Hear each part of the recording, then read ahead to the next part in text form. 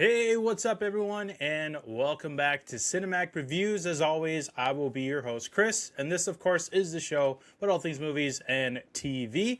Well, on today's episode, we're going to kick off a Spider-Man marathon in preparation for Spider-Man Brand New Day, which comes out this month in just a few weeks on July 31st. Today, we're going to start with Tobey Maguire's trilogy with the first Spider-Man movie that came out back in 2002. Then we'll do Spider-Man 2, Spider-Man 3, and then we'll jump into the Garfield movies, The Amazing Spider-Man and The Amazing Spider-Man 2. Since we already did the Holland movies with our MCU marathon, we aren't going to do those. We're not going to do the two animated Miles Morales ones. We're just going to stick to the live-action Spider-Man movies. So we're going to do the three Tobey and the two Garfield ones in preparation for Brand New Day, which I'm super excited about. It's my most anticipated film of 2026. We're only a couple weeks away. It's going to be awesome. That will be a live episode as well. So we're going to do the first live episode ever on this show for the Spider-Man Brand New Day review live. It's going to be great. Never done a live show before, so it'll be a new experience for me and the show. But anyways, let's focus on today's episode. Before we get into that, a couple of reminders. This episode is brought to you by Quantum Podcast. So check out all the content from Quantum with this podcast and the other podcasts, the End Zone Report, the football podcast that I do, as well as the Quantum Gaming channel on Twitch and YouTube. So check out all those. You can follow the show every week on youtube.com/the Cinematic Reviews. You can watch it on YouTube as well as Spotify now, and you can listen to the audio version, of course, on your favorite podcast network, whichever one you deem worthy. Also, check out all the social media pages for the show. Hit the follow button, support the show. Thank you for everyone that has supported the show these last few years. It's been really fun doing all these episodes for you and looking forward to all the episodes that I will be doing in the future. A lot of stuff planned for the rest of 2026 and even into 2027. That's right, I am already planning on episodes for next year. It's going to be a great time. Also, check out the official website of the podcast, cinematic-reviews.com, where you can review movies like Spider-Man, like we're going to do today. You can rank it with all the other Spider-Man movies, with all the other Marvel movies, with the ranking page. You can use the popcorn rating that I use on the show. Test your knowledge with trivia games on the website. Check out the best in shows and all the blockbuster showdowns that I've done. Watch the episodes and watch the shorts as well on the website. So much to do on there. So set up a profile and start reviewing like I do. With that, let's head over to news and reactions for a couple of items, and then we'll dive into Spider-Man.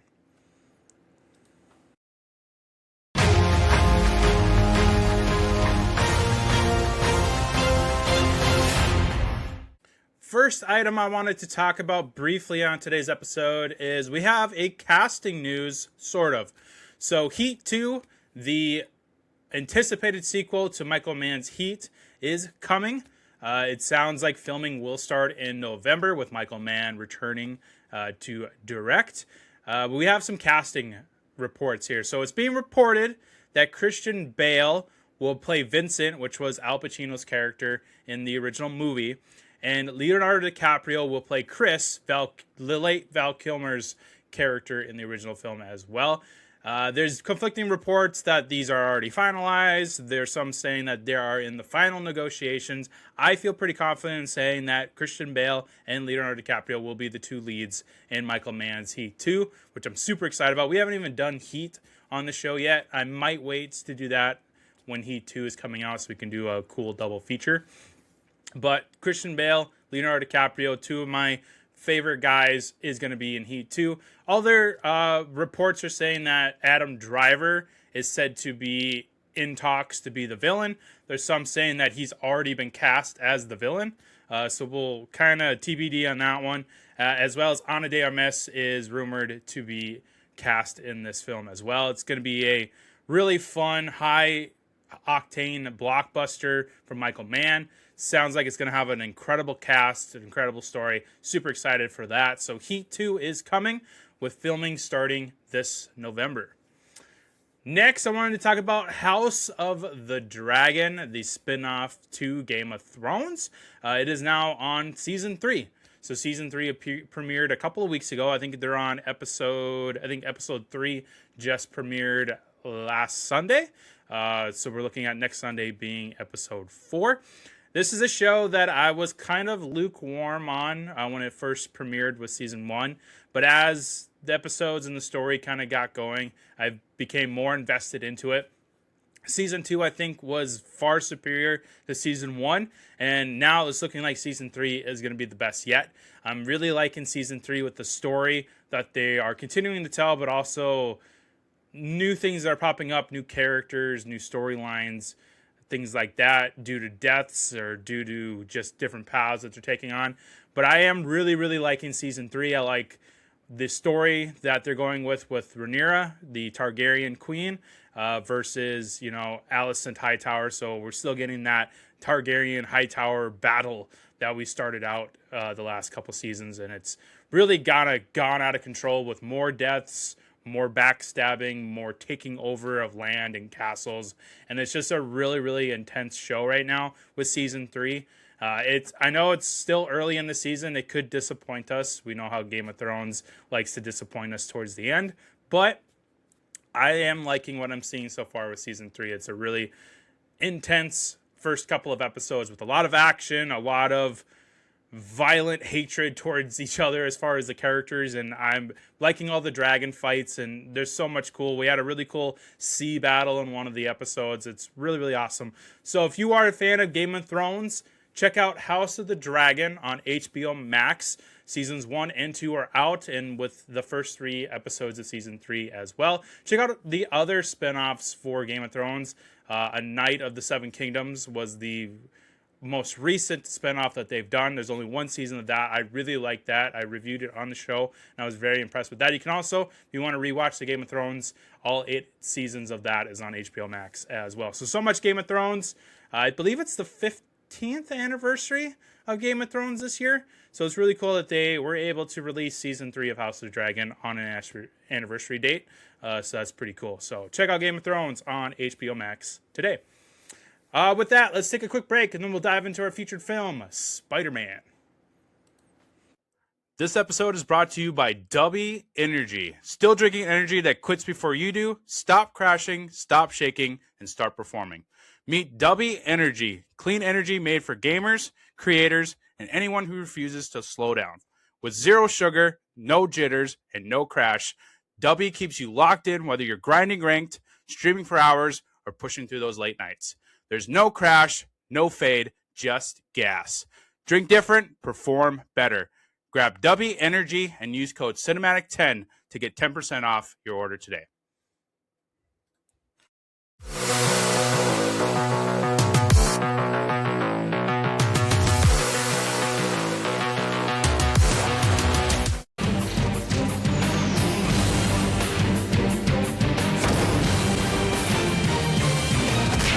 Do I get to say thank you this time?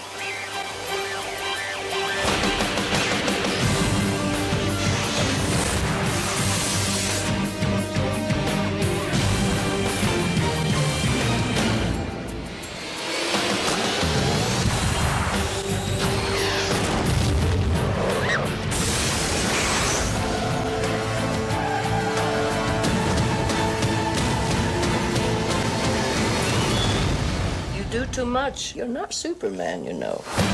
Spider-Man was released on May 3rd, 2002. It had a budget of about $139 million, and it grossed a whopping $810 million. Fun fact, this is the first film to gross $100 million in its opening weekend alone at the domestic box office. At the time, no movie had done so, even when adjusted for inflation. So this was a massive movie in 2002. I remember seeing this opening weekend. I was living in Germany at the time. My dad, as I mentioned periodically on the show, was in the army. We were stationed over in Germany, and we saw this opening weekend. This was an incredible experience in the theater. I remember going into our screening. It was I think it was in the afternoon towards the nighttime, and there were so many people. They overbooked the theater, so they had to line up the sides of the theater with lawn chairs, and they even ran out of chairs. So I think my dad, for the most part, had to stand through this entire movie, and he loved it, as far as what I can tell. But this was a packed theater that I have ever been to. It was such an incredible experience growing up a Spider-Man fan, watching, the original Spider-Man cartoon back in the 90s. And then now we're finally getting a live action Spider-Man in this modern era at the time. And it was fantastic. I remember seeing all the promotional posters, all the art. I remember the very first Spider-Man image, which is this one here. I was like surfing the internet one day at home, and I came across it, and I was like, holy crap, they're making a live action Spider-Man. And he looked great. He looks awesome in this picture, and that was the very first picture that they released of Tobey in the suit, and just kind of prepping everybody for this live action Spider-Man movie. And it was incredible. One of the best theater going experiences I ever had, and I still visualize it today with being in a packed theater with those lawn chairs alongside the wall, seeing my kind of peeking over at my dad periodically, just kind of leaning up against the wall because there weren't any more chairs, and just everybody enjoying it. It was such an awesome movie, such a fun time, and it's a memory that I always hold dear to me. And I am excited for today's episode because this was an awesome movie to go to. So if you haven't seen Spider-Man in a while, it basically follows Peter Parker, who has been bitten by a spider on one of his class field trips in high school and gets superpowers. He gets to shoot webs, crawl on the walls, things like that. You know who Spider-Man is. Well, he goes up against Green Goblin in his first movie, played by Willem Dafoe, who was fantastic as Goblin. We're going to talk quite a bit about him and his performance in this movie, and it's just awesome. So that is his first film. Eventually in Spider-Man 2, he fights Dr. Octopus, and then in Spider-Man 3, he fights Venom, Sandman, and Harry Osborn's Goblin.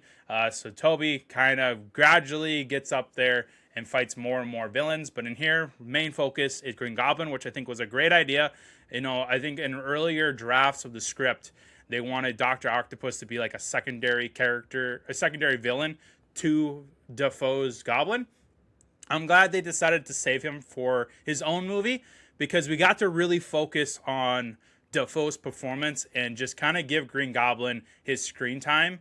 And it was a really good choice. I'm glad that they ended up doing that way. And then it also left room for Alfred Molina to kind of do his thing with Doc Ock in the second movie and just kind of give him his space to grow.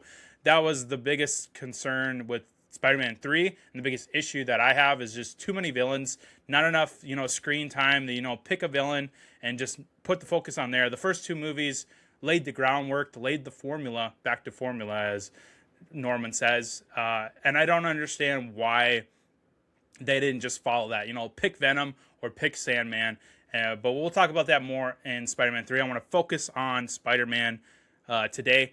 But that is a brief synopsis in case you haven't watched this movie in a while. Looking at the cast, it's a pretty star-studded cast now. But back in the early 2000s, these were kind of up-and-coming actors that haven't really been in a big blockbuster like this.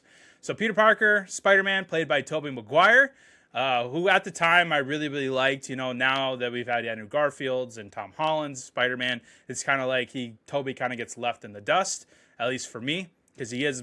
If ranking the Spider-Mans, he is my least favorite of the three. But that doesn't mean I don't like what he did. I really do like his Peter Parker. I like his Spider-Man. It's just what Garfield and Holland did brought more to what I correlate to Spider-Man more than what Tobey did. And to be honest, Tobey is a little bit too old to have played this role. He was like 23 or 24 playing an 18-year-old, and I don't think it quite translated that well on screen. But as he got into his older years, like in Spider-Man 2, Spider-Man 3, then it makes more sense with an adult Spider-Man. But in here, it's just it didn't really translate well on screen with him being older, much older than what his character was. But I still like him in here. He's really good in here. He's got that whimsical, charming humor. He's cracking jokes as Spider-Man. He's still kind of a loser, outcast as Peter Parker, especially in the first part of the movie, where, he's running to chase the bus. MJ's got to kind of bail him out there. He's having a hard time talking to women. specifically MJ, you know, when he's trying to take her picture and just kind of makes up crap just to get some alone time with her. But I do like Tobey in this movie. I like him in his trilogy. He's actually really, really good at Spider-Man. And I really glad I got to rewatch it for today's episode because it jogged my memory of what I did like about him. And he is really good in here. Norman Osborn, a.k.a. Green Goblin, played by Willem Dafoe, who just knocks the Green Goblin character out of the park. He is fantastic in here with the laugh, the evil smile, the crazy eyes, you know, the suit. He's really good in here, and him going up against Tobey Maguire is very iconic and one of the best matchups in Spider-Man lore, period. And he is Green Goblin, and I can't see anybody else playing this character. He is so good in this movie. I want to save a lot of his for the villain scale because we will be doing the villain scale for the Spider-Man movies, similar to what we do with the MCU marathon. But he is fantastic in here. Mary Jane Watson, played by Kirsten Dunst, who was America's sweetheart. She was every guy's crush, pretty much. And when they did, you know, the iconic kiss scene, that's when everybody just fell in love with her again, you know, for obvious reasons. But she is great as MJ. I really like her MJ in this trilogy, specifically in this movie. She goes through a lot. You know, she's got an abusive father. She ends up breaking up with Flash Thompson, who's a piece of crap. And then she ends up dating Franco's Harry, who kind of treats her like shit. And then she professes her love for Peter, and Peter has to reject her because he doesn't want to put her in harm's way as Spider-Man. So she kind of goes through this roller coaster of relationships, and then she eventually makes her way to Peter. Spider-Man 2, we'll talk about her a lot more with, you know, her engagement and then finally hooking up with Peter at the end of the movie. But she's really great in here. I love Kirsten Dunst as Mary Jane Watson. Harry Osborn, played by James Franco, who has kind of been blacklisted by Hollywood now. But he was a big name in Hollywood, you know, in the early 2000s. You know, this is pre, you know, working with Rogan and Judd Apatow and all those comedies that he did. This is kind of before that. But I do enjoy his Harry. Now, I'm not a James Franco fan per se, but I think he was a really good Harry Osborn, if I'm going to be honest. J. Jonah Jameson, played by the man, the myth, the legend, J.K. Simmons. This was his first time in the J. Jonah Jameson character, and now he is iconic, just like Tobey Maguire, just like Willem Dafoe, just like Kirsten Dunst. He is J. Jonah Jameson, and he has carried that on into the Tom Holland part of the MCU now. It's pretty much believed that he is the Jonah Jameson in Garfield, even though we didn't really get a face to the name. It was just over emails and text messages, but it is insinuated that J.K. Simmons is the J. Jonah Jameson in Garfield's universe as well. But he's fantastic with the cigar, with the hair, with the outfits, you know,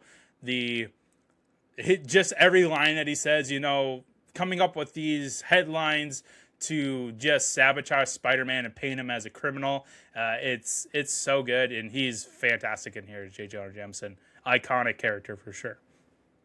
Flash Thompson, played by Joe Manganiello. This was kind of like his Hollywood debut. This was the first thing that he pretty much did. And then after that, you know, he went into superstardom with the Magic Mike movies, and I think he was in True Blood and things like that. I'm not particularly a Joe Manganiello fan. I think he was pretty serviceable as Flash Thompson, but you kind of could have casted really anybody in that role. He was not in very many scenes, but he did look the part. Like, he is who I envision as Flash Thompson when I think of this. I mean, a lot of these cast choices at the time were like, holy crap, like these guys really look like what you would imagine these characters be. Like, James Franco looked like you would envision Osborn. Tobey Maguire looked like, he looked like he would be Peter Parker. So, but Joe Manganiello was serviceable, you know, not, you know, any like Oscar winning performance or anything like that, or just, you could have really casted anybody in this role, but he is serviceable as Flash. Aunt May, played by Rosemary Harris, who is kind of iconic as ever as Aunt May. That's her portrayal, and her look of Aunt May is what I grew up with the old 90s cartoons, where it was an older aunt. It was more like, I don't want to be mean, but more like a grandmother type look. Whereas, as we got on, Garfield ended up getting, younger with, wow, I can't believe I just, Sally Field. I just drew a blank there. Sorry about that. And then eventually Marissa Tomei in Tom Holland's universe, they got gradually younger and younger, as Marissa Tomei says in Civil War, aunts come in all shapes and sizes. But Rosemary Harris was like the poster of what Aunt May should look like, copy and paste from the 90s cartoon and from the comics. And then Uncle Ben, played by Cliff Robertson, who was great as Uncle Ben. That seeing Uncle Ben die for the first time was very dramatic as a kid. You knew it was coming if you knew the story of Spider-Man, but it's just like, holy crap, we're seeing the death of Uncle Ben right in front of us.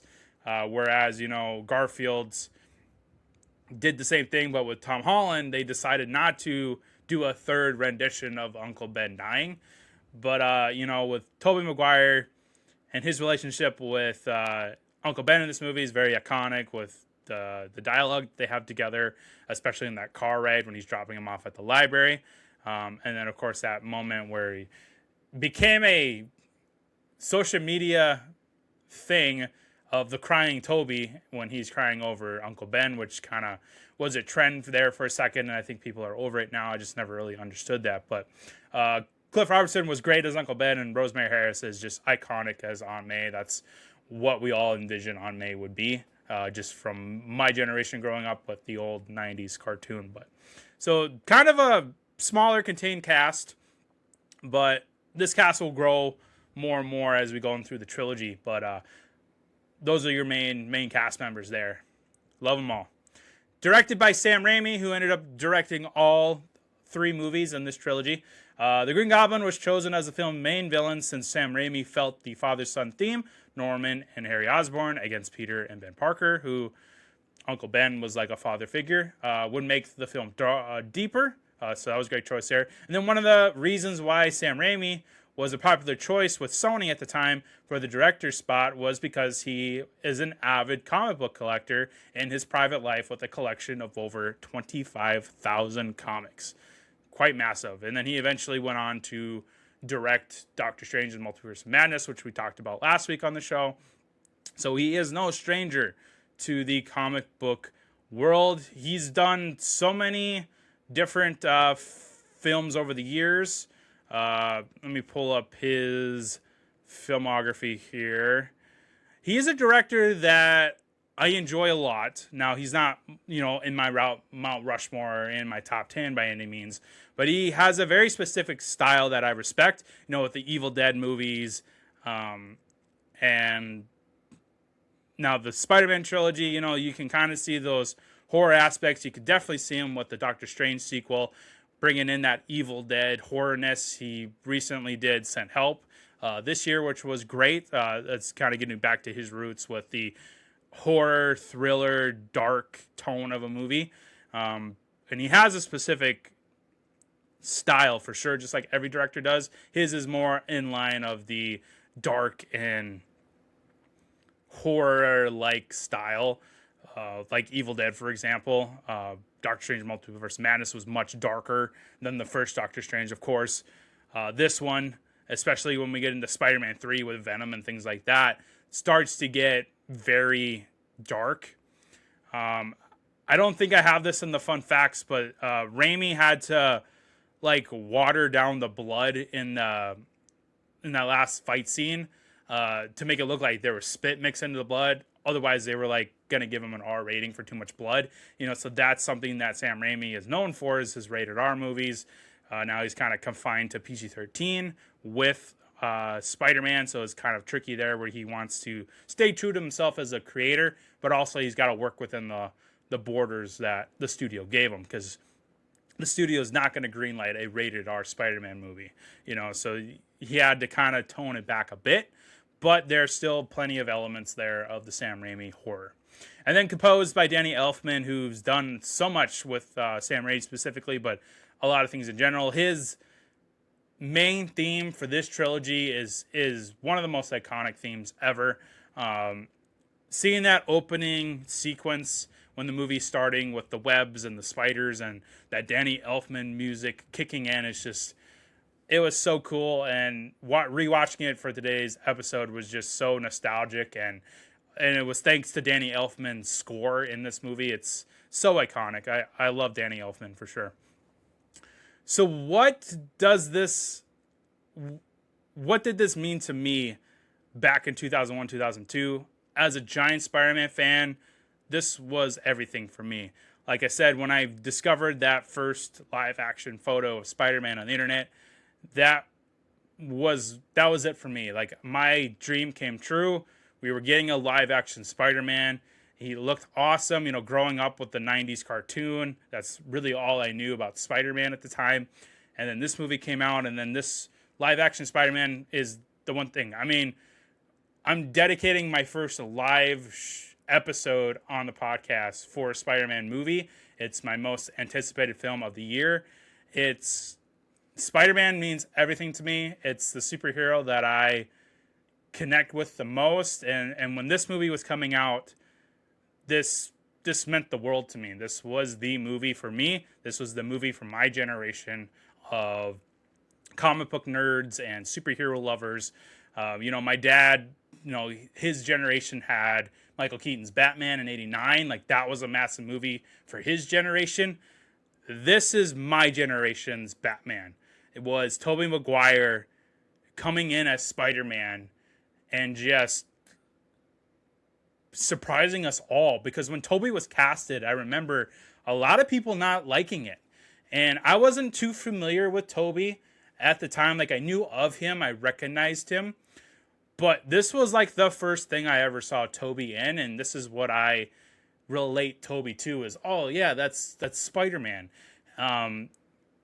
Just like my dad, you know, with Michael Keaton, he was annihilated for being cast as Batman. Now, a lot of people argue that he is the best Batman. So it's just like a lot of people argue that Tobey Maguire is. My brother, for example, it's cool with my brothers, there's three of us. We each love our own Spider-Man. Like, I am on Tom Holland team. Like, I think he's the best one.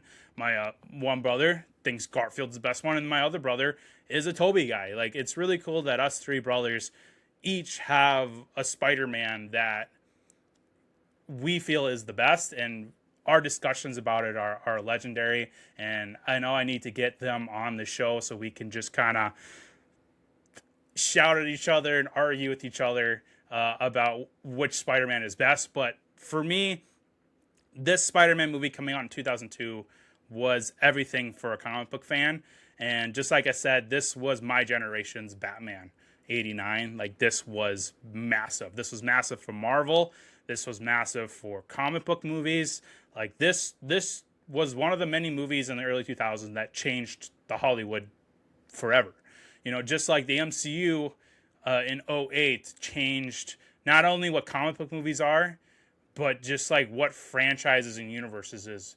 You know, ever since '08 when Iron Man came out, every studio, every IP is trying to replicate the MCU and making their own interconnected universe.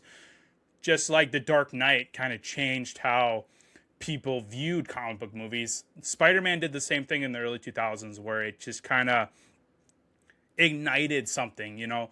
Before this, you know, there was Blade. Blade was technically the first Marvel movie, but Blade just kind of got lost in the way.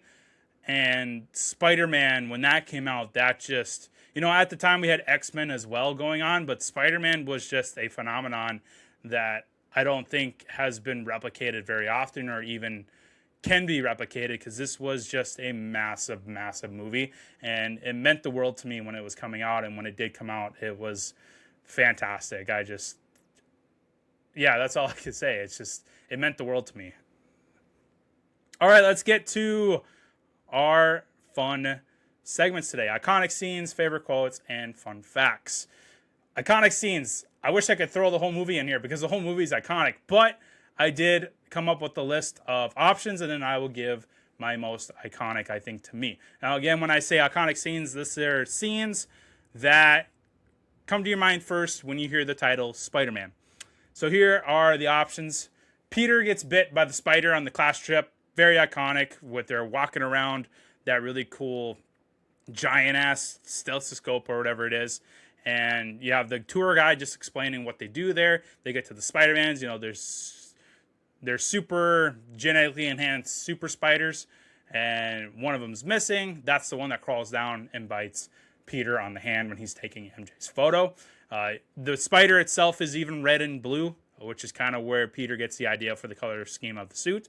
But that's such an iconic scene when they're on that class trip and he's, you know, trying to shoot his shot, so to speak, with MJ, with taking her picture for the school paper, and then he ends up getting bit, and then he goes home overnight, you know, freaking out. We get that cool sequence of his body changing, and then he wakes up all jacked and ready to go as Spider-Man.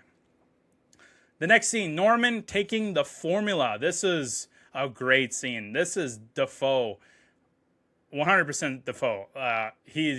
I like the moment, and I don't know if this was intentional or not. I should have looked this up, but when he gets into the little metal bed that brings him into the chamber, Dr. I think it's Strom or whatever, puts the clamps on his chest and goes, "Oh, it's cold." Like, I just always remember that line, and I've always wondered if that was like Dafoe reacting to it actually being cold, or if that was written in the script. I should have looked that up, but that's one of the moments that I remember in this iconic scene. But this is great where he's, you know, military contract, so he's got to do things himself. He's got to be the human experiment for this formula that is supposed to be basically recreating Captain America, but not to that extent, you know, just kind of enhancing their strength a little bit to make super soldiers. And then he tested them on himself. Well, there's some side effects like going crazy with a goblin personality within you. It's just gets chaotic. He ends up killing Dr. Strom by throwing him to the glass window, you know, saying, you know, back to formula. And it's such a really good scene with all the gas and him freaking out with the seizure. That scared me the first couple times I saw this, where Defoe's like shaking his head, his eyes are going back of his head. That's like that horror aspect I was talking about with Raimi, where, you know, he wants to freak people out, but he's got to remember it's PG-13. You know, there's kids watching this. But that was really cool that he kind of snuck in some horror stuff for sure. The cage match sequence. This is great with Randy Savage being Bonesaw in here against Peter. You get a Bruce Campbell cameo, of course, because he's best friends with Raimi. He makes a cameo in all his movies. So he is the kind of announcer, the stage setter for this like WWE ripoff wrestling, you know, underground, so Peter can make some money to buy a car and impress MJ. Well, it ends up being a cage match, and he has to go toe-to-toe with Bonesaw. You know, Bonesaw is ready, and it's a great action sequence. You know, Peter, you know, kind of figuring out his powers still. He takes out Bonesaw in 2 minutes. You get that cool sequence where Bonesaw is like beating him with the chair, beating him with a crowbar, and his Spider-Man's instincts just kick in, and he starts kicking Randy Savage in the face. He ends up throwing him against the cage. And something I didn't notice until this rewatch was, if you notice close enough, when Bonesaw hits the side of the cage, you can see that it kind of broke off one of the bars or bent him. Like, that's how hard Peter kicked him into there and how strong. A lot of people seem to forget that Spider-Man is actually like really, really strong and like could go toe to toe with Captain America, which he does in Civil War, of course. But that's one of the powers I think a lot of people forget, is that he's got super strength, and him throwing, and Randy Savage at the time was a big dude. And the fact that he like just easily threw him against the side of the cage and bent that thing really shows his strength. And I thought it was a cool little thing that I didn't notice until this rewatch. But that's a cool scene as well. Uncle Ben's death. I have to put this in here because it's iconic. Like, this was the first time you see Uncle Ben die on live action screen. And you have Toby feeling guilty. He goes after his killer because it ends up being the guy that robbed the wrestling place that he let go because he was pissed off about only getting $100 instead of, you know, $3 grand for 3 minutes, $3 grand for 3 minutes, which again, that math doesn't make sense where if he pinned him in 2, he only gets 100. Like, if anything, he should get $5,000. You know, just one of those crazy scenes is it's like, who in their right mind would think that was a good math situation? But the guy was corrupt. So Peter was pissed. Well, ends up backfiring on him because the guy that he let go ends up shooting Uncle Ben for the car. But that is a very emotional scene. I think Tobey Maguire handled that very well. It's a great performance by him. You know, you have Cliff Robinson, you know, barely able to speak, but all he gets is Peter, Peter, Peter. And as soon as he passes, you get that 180 flip, and Tobey Maguire's just pissed off, and he goes in and beats the shit out of the guy that shot Uncle Ben. But that's a iconic scene. I gotta put that in there. Spider-Man montage revealing his suit. This is really cool. This is really showing you the style that Raimi's going with for this Spider-Man. And, you know, he's swinging around. You have the guy on the guitar in the subway swinging like a spider. He looks like a bug. You know, you got the 2 robbers in the convenience store getting thrown up. He's swinging around. You got all those interviews with people. That's just kind of like Raimi showing, like, this is my Spider-Man. This is the style that you're going to get for this trilogy, and it's really cool. The Unity Day parade battle. This is fun, where you have all these balloons, and it's just kind of, you have Macy Gray singing, and this is kind of where you see MJ and Harry for the first time dating. Peter's kind of lurking around, taking photos and kind of spying on him. Goblin comes in. He looks like the Wicked Witch from Wizard of Oz, with the dark smoke coming in and just a long drive. And it's very intense, where it takes him a while to get there, and you're kind of like, oh shit, what's about to happen? He's kind of swerving around. He's touching the balloons. That was a really cool little detail. Then he ends up just goblin bombing the shit out of the bridge where Harry is, where the board members are, because he ended up getting fired by the board members of his own company. So he comes in to kill the board members at the Unity Day parade. Ends up fighting Spider-Man, which is awesome. You know, Spider-Man's jumping on the glider. He's punching him, webbing him. It's such a great action sequence for sure. We get the Stan Lee cameo, which he ends up doing in all the Marvel movies until his unfortunate death. But the Unity Day parade battle is really, really fun. The Goblin speech on the rooftop. This is going to be one of my favorites, and probably might be the winner for iconic scene for me. We'll get to what he actually says in the favorite quotes here, but this rooftop sequence is great. Where so leading up to this, Goblin, you know, crashes into the Daily Bugle, interrogating J. Jonah Jameson. You know, who takes these pictures of Spider-Man?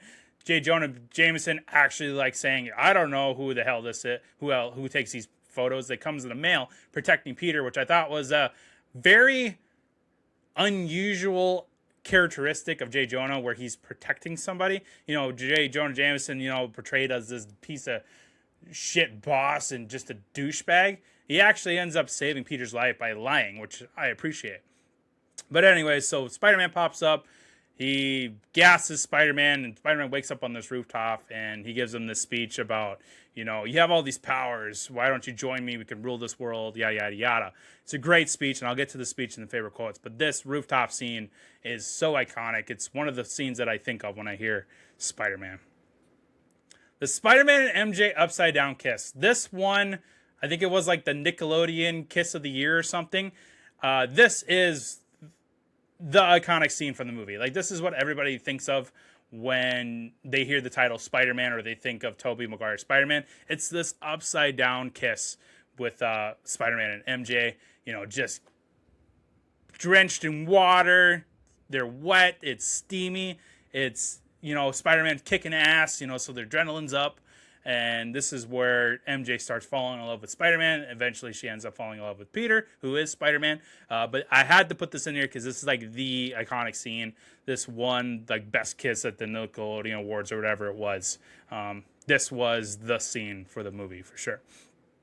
MJ on the bridge, where Goblin has this sadistic choice for Spider-Man to make. You know, save the kids in the carriage lift, or save the woman that he loves, MJ, and he ends up saving them both, but that's a pretty iconic scene as well. And then the final battle between Spidey and Gobby in this kind of abandoned building, where Spider-Man takes a fucking goblin bomb to the face like a boss, and just is ripped to shreds. He gets his ass kicked in, and then eventually he finds the strength after Gobby threatens to kill MJ. He just goes to town on Goblin, beats the shit out of him. Goblin switches to Norman to try to plead with them, and then eventually Goblin uses his remote to try to kill Spider-Man with his glider from behind, uses spider sense, flips over, and stabs himself with his own glider. It's a pretty graphic scene, and I'm not surprised after I read that they almost gave the movie a rated R for this fight. You know, you could tell that they really toned it down, but you could tell that Raimi wanted this to be a battle to the death. You know, these are two god-like creatures battling each other with super strength and all these other powers, and this was a very violent and very bloody fight, and I loved every second of it. This is the battle I think of the most when I think of Spider-Man, Tobey's Spider-Man trilogy. Of all the fights that he has, this is probably the one I think of the most. So I had to put this in here. But for me, it's between the upside down kiss and the rooftop speech from Goblin. I think I'm gonna go with the upside down kiss, because that is just the scene that your brain automatically thinks of with the Spider-Man. But that Goblin speech at the rooftop comes in very, very close at number 2. And I think that final battle with Spidey and Gobby at the end of the movie comes in at number 3. But I'm going to go with the upside down kiss for the most iconic scene. Drop in the comments below what you think your iconic scene is for Spider-Man. Favorite quotes. There's quite a lot of them, so we're going to rip through these. Uncle Ben, remember, with great power comes great responsibility, which the other Spider-Mans end up kind of recreating in their own language for Garfield and Holland. Peter Parker, whatever life holds in store for me, I will never forget these words. With great power comes great responsibility. This is my gift, my curse. Who am I? Spider-Man. And that's how they end the movie. Really awesome line reading from Tobey Maguire there. Green Goblin, the itsy bitsy spider went up the water spout. Down came the Goblin, took the spider out. You know, a little song that he's singing. I thought that was pretty good. So this is the rooftop, well, part of the rooftop speech that I was talking about from Goblin. I chose my path, you chose your way, the hero, and they found you amusing for a while, the people of this city. But the one thing they love more than a hero is to see a hero fail, fall, die trying. In spite of everything you've done for them, eventually they will hate you. Why bother? So this is basically insinuating that they love a hero now, but what they really want is a hero to die saving them. And he's like, well, what's the point of that? Why go through that? Why go through that hate? Why go through that turmoil when we could just rule them together, you know? So Goblin and Spider-Man, two different sides of the coin on how they want to use their powers on the world. Another one from Green Goblin. This is one that I quote all the time. Godspeed, Spider-Man. Aunt May, you do too much. College, job, all this time with me. You're not Superman, you know. This was in the trailer. And the fact that they put in Superman in here was kind of funny at the time. A couple here from Peter Parker. Yeah, I'm fine. So I put this one in here. So when he wakes up, he's all jacked. You know, Tobey's got that six-pack. And I put this in here because I still remember the laughs in the theater opening weekend when he said this, when you can hear Aunt May through the door, you know, hey, are you okay, Peter? And he's kind of looking at himself in the mirror. He's like looking at his muscle, and he's like, yeah, I'm fine. And everybody lost it in the theater. They all bursted out laughing when he said that line because it was so good. Another one from Peter. I missed the part where that's my problem. You know, the corrupt business guy at the wrestling ring where he's like, hey, you could have ripped that guy apart. Why didn't you stop him? He goes, well, I missed the part where that's my problem. Another one from Goblin. Can Spider-Man come out to play as he's talking on the telephone when he kidnapped MJ? This one from both Norman and Green Goblin because they both say it. Back to formula. Another one from Norman. Harry tells me you're quite the science whiz. You know, I'm something of a scientist myself. That's a line he repeats in No Way Home. Another one from Goblin. MJ and I, we're going to have a hell of a time, where he threatens to kill MJ. J. Jonah Jameson, when he's looking at the photos that Peter brings to sell. They're crap, mega crap. I'll give you $200 for all of them. This interchange here from Hoffman and Jameson. Hoffman comes rushing into the office. He's one of the members of the Daily Bugle that he kind of comes in and out of. We've got a page 6 problem. Jameson goes, we've got a page 1 problem. Shut up. I always chuckle at that one. And then Spider-Man, hey kiddo, let mom and dad talk a minute, will ya? This is where Goblin comes into the Daily Bugle. He's choking J. Jonah Jameson out. He ends up throwing him. Spider-Man intervenes. He webs J. Jonah Jameson's mouth because he's just getting annoyed with him. And that's where he says, hey, can you shut up for a little bit? But my favorite quote is probably the speech from Goblin. That's the one that I remember the most. I was surprised by how many lines I remember. Like when I was rewatching this for today, I was like quoting this movie like crazy. Like I remember so many more lines than I thought. Like I could basically recreate this entire movie with all the lines, but I think my favorite is that Goblin speech on the rooftop. It's so good. Dafoe really does a good job with his performance in that scene and the dialogue reading. It's so good. Fun facts. I got quite a few of them for you, so we'll get through these and then we'll get to the rankings. One of the chief difficulties that Tobey Maguire experienced in the now famous upside down kissing scene was that his sinuses kept filling up with water as it was performed in driving rain. So yes, they were drenched, and since he's upside down, his nose was plugging up. When Peter is testing out his webbing for the first time, he says several classic catchphrases belonging to DC characters, most notably Up, Up, and Away, Web, which was Superman, and then Shazam, which of course is Shazam in DC. Tobey Maguire actually ad-libbed all these lines. That's pretty cool.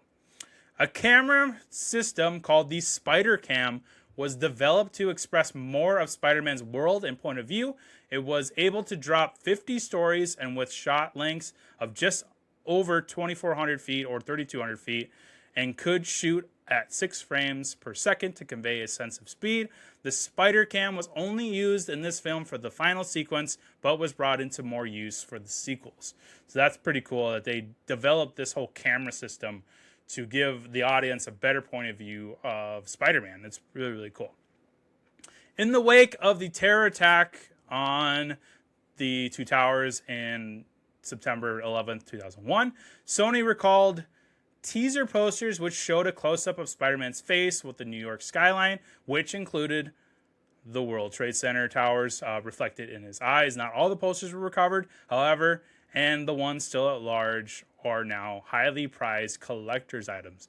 I do remember that poster where you get the shot of the skyline in one of the eyes of Spider-Man's mask, and since this movie was coming out during the time of the terror attacks, they wanted to pay respect. So, to acquire his pumped-up physique, Tobey Maguire went through a strict 5-month regimen of exercise, weight training, and martial arts 6 times a week, as well as eating a high-protein meal 4 to 6 times a day. He looked jacked, especially in that one 10-second scene in the mirror. He was jacked for this role. The Green Goblin's costume was originally designed to be more bulky and armored, but Willem Dafoe, having decided to film his own stunts, rejected it in favor of a more streamlined and athletic costume. The final outfit was composed of 580 pieces and took Willem Dafoe half an hour to put on. That is insane. To do that every time you have to film in that thing, that's a lot. Spider-Man's webbing in the film is made out of foam materials and fishing line. It was also enhanced with CGI. Tobey Maguire had to have his Spider-Man outfit slightly remodeled, as the original design had not made any allowances for when the actor needed a bathroom break. A vent was added to enable him to relieve himself without having to remove the entire costume. Basically, they gave him a zipper so that he could take a pee. Although they play high school seniors, Tobey was... Okay, so he's actually 26, not 23. James Franco was 23. Kirsten Dunst was 19 at the time of filming.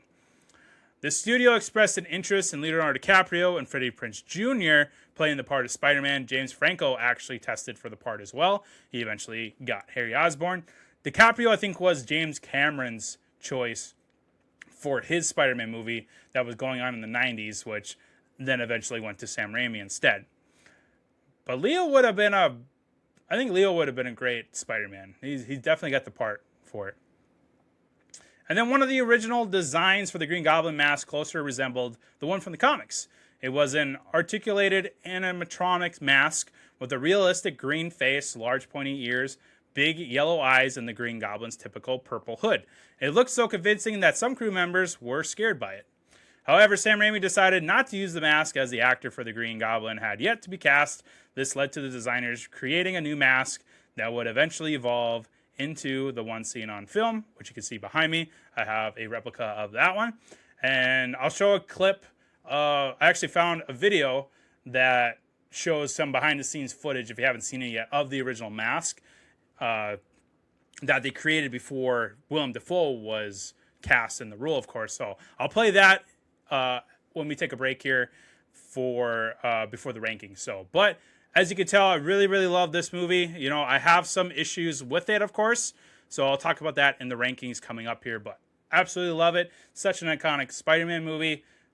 Unique theater-going experience for sure that I'll always remember opening weekend. But I enjoyed this movie a lot rewatching it for today's episode. I had a lot of fun doing it. It's really, really awesome. So let's, like I said, I'll play that clip of the original costume design, and then we'll jump into all the rankings.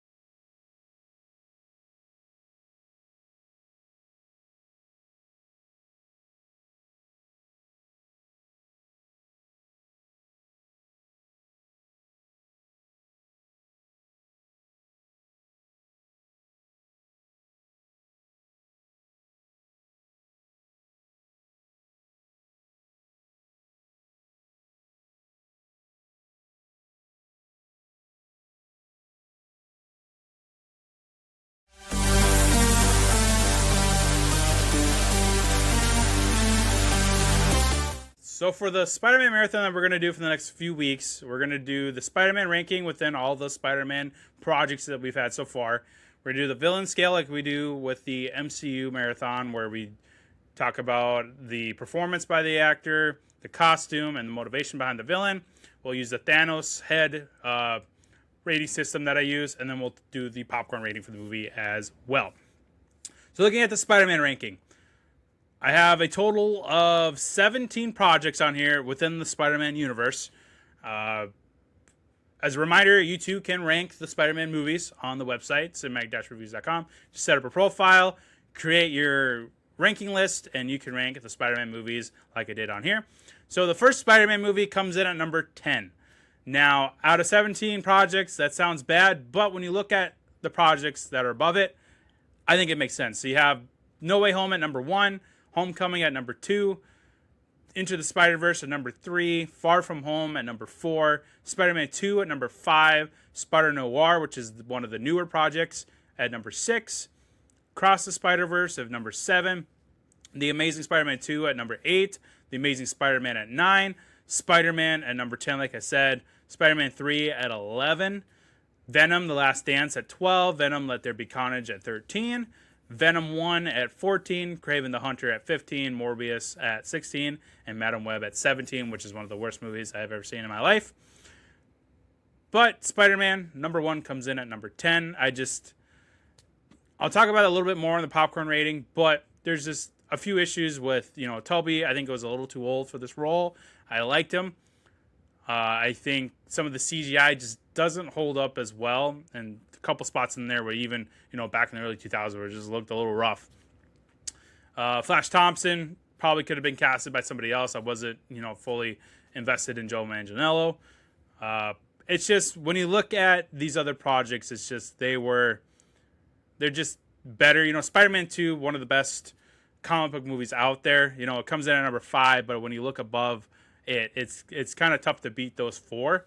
But Spider-Man 2, they took everything that worked well in Spider-Man and made it 100 times better. And I'll talk about that more next time with the Spider-Man 2 episode. But just Spider-Man 1, to me, was really good at getting the groundwork going for these live action projects.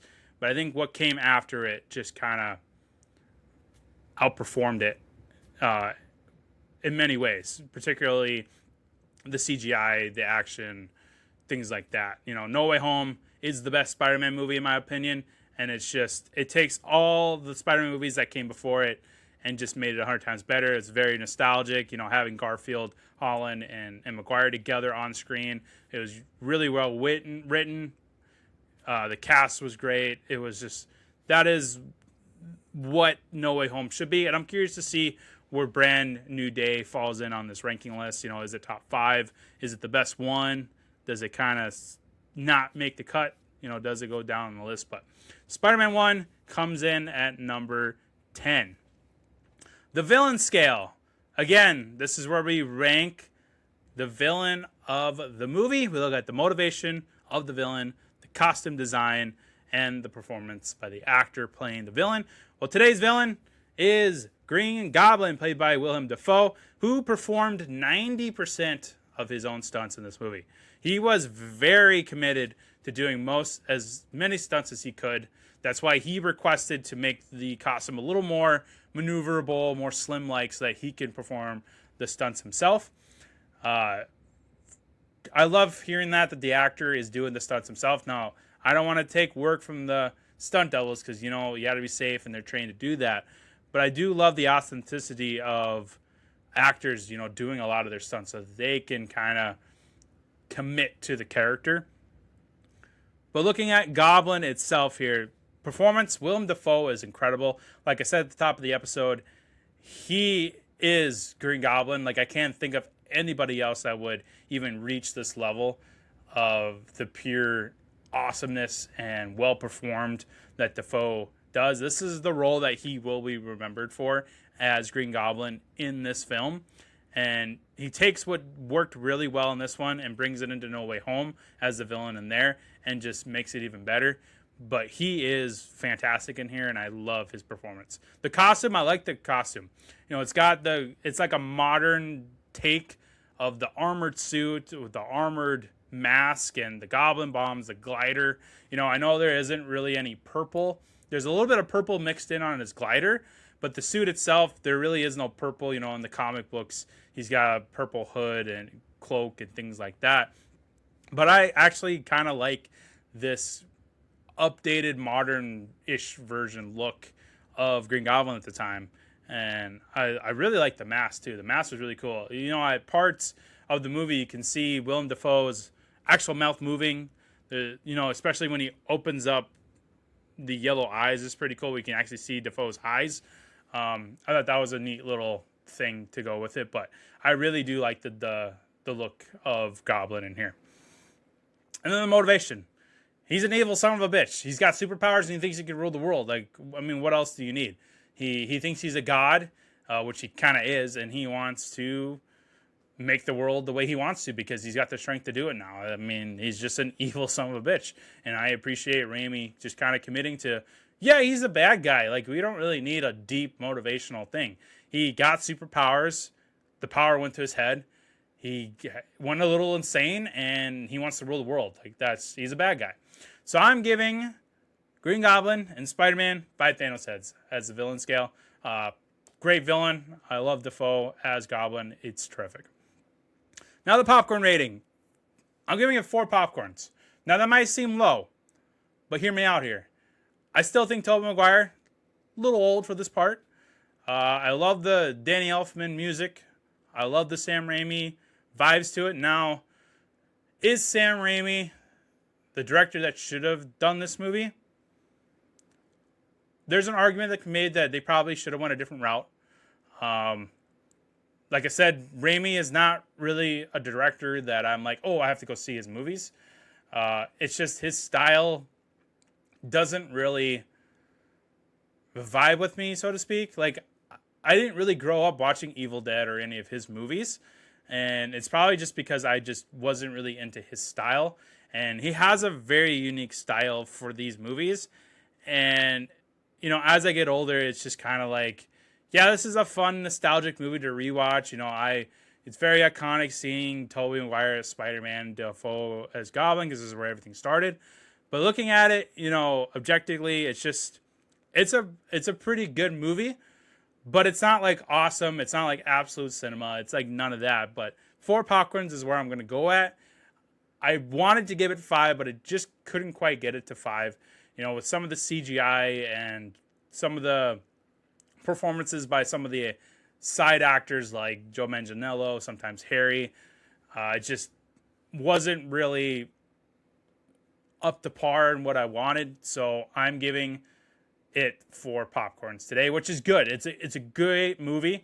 It's just not, you know, 5 popcorns, golden popcorn. It's just not on that level like some of the other Spider-Man movies are. Like Spider-Man 2, for example, takes everything that worked well in this movie and makes it better, and it adds more to that. That movie is just really, really well done. And I think this was a really good, like, test, you know, kind of get Raimi's momentum going, you know, kind of lay the groundwork so that he can build off of this movie and make this universe better. So this is a really, really good, like, first laying the groundwork Spider-Man movie, to where now everything that's come after it has something to kind of see as an example, make it better, build off of it, you know, learn from their mistakes, take what worked well and make it better. So I appreciate this movie for that, but this is a 4 popcorn movie to me. So yeah, I think that's going to do it for the first Spider-Man episode in this marathon that we're going to do to prep for Brand New Day. So we'll do Spider-Man 2 next time. That'll probably come out next week at some point. Later this week, we'll do our MCU marathon continuation with Miss Marvel. I'm currently binging all of those episodes right now, so we'll break down Miss Marvel and dedicate a whole episode for her. I'll check out all the other episodes that have come out recently. The Top Gun double feature, Doctor Strange and Multiverse of Madness. Speaking of Sam Raimi, that review episode's out already. Go ahead and go back in the Cinemac archives and go back to the very first episodes that I did on the show where I talked about Tobey Maguire's Spider-Man, Holland's Spider-Man, and Garfield's Spider-Man. Before I knew what this show was going to become, I made episodes dedicated to those actors and just kind of reviewed all their movies in one episode. Now we're going to take the time and we're going to break down each movie finally. But go ahead and check out those. Those are one of the first episodes I ever did podcasting and on this show. So go ahead and check out my thoughts there. Check out the website so you can rank the Spider-Man movies. You can set your popcorn rating for this first Spider-Man. Set up a profile. There's so much stuff to do on there. Watch the show, watch the shorts, test your knowledge with those trivia games. There's so much on there. There's more coming. I'm constantly updating that website, adding more features to it. I'm working on another trivia game like style game to add on there as well. So you have more options to play around with. It's a great site to go check it out. So with that, have a good rest of your week. And we'll see you all next time on the show.